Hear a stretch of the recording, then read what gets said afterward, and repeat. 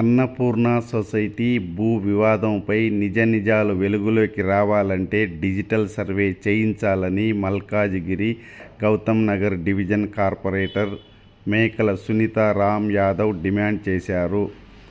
Corporator కార్యాలయంలో ఏర్పాటు చేసిన మీడియా సమావేశంలో ఆమె మాట్లాడుతూ, లేఅవుట్ ప్రకారం 8 ఎకరాలు మాత్రమే ఉండాల్సిన సొసైటీ 10 ఎకరాలుగా ఎలా మారిందన్న దానిపై సభ్యులు సమాధానం చెప్పాలని ఆమె ప్రశ్నించారు. కొంతమంది కావాలని తప్పుడు ధృవపత్రాలు సృష్టించి ప్లాట్లను రోడ్లుగా చూయిస్తూ అమాయకులను మోసం చేస్తున్నారని ఆమె ఆరోపించారు. నిజాయితీ ఉంటే ఆరోపణలు చేస్తున్న వారు అధికారులతో కలిసి సొసైటీని ప్రత్యక్షంగా పరిశీలించి వాస్తవాలను మీడియాకు, ప్రజలకు చెప్పాలని ఆమె సవాల్ విసిరారు. ఈ సమావేశంలో బీఆర్ఎస్ పార్టీ నాయకులు మేకల రామ్ యాదవ్, వినాయక్ నగర్ ఆలయ మాజీ కమిటీ చైర్మన్ నర్సింగ్రావు, రామ్ తదితరులు పాల్గొన్నారు. రామాంజనేయ నగర్లో ఆల్రెడీ మేము ప్రాబ్లమ్ని అక్కడ వాటర్ స్టాగ్నేషన్ అవుతుండేమో దాన్ని ప్రాబ్లమ్ని ఆర్సీసీ పైప్ లైన్ వేసి మేము అక్కడ రోడ్స్ వేయడం జరిగింది. అదేవిధంగా ఇంకా ఆర్సీసీ పైప్ లైన్ కాకుండా ఇంకా 3 రోడ్స్ కూడా వేయడం జరిగింది.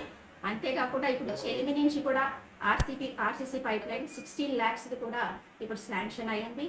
అది కూడా జరుగుతుంది.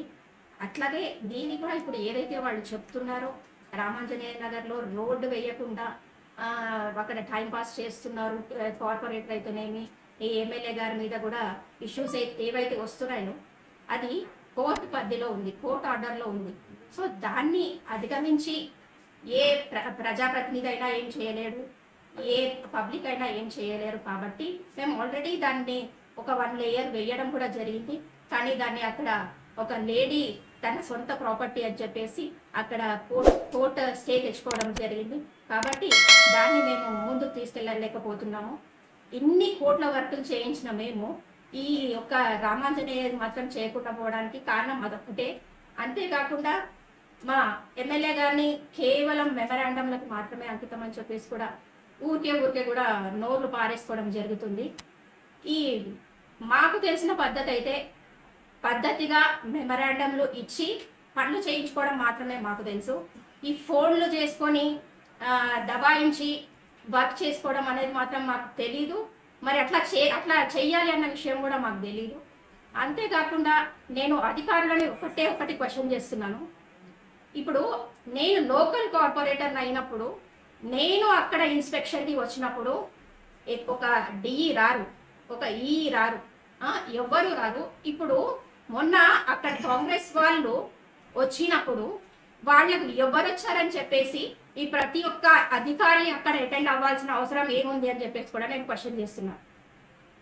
నేను ఇన్స్పెక్షన్కి మొన్న చెలిమి ఆర్సీసీ పైప్ లైన్ కోసం వచ్చినప్పుడు వాళ్ళు మీటింగ్స్లలో ఉంటారు. అప్పుడు మేము కాల్ చేస్తేనేమో మీటింగ్స్లలో ఉంటారు.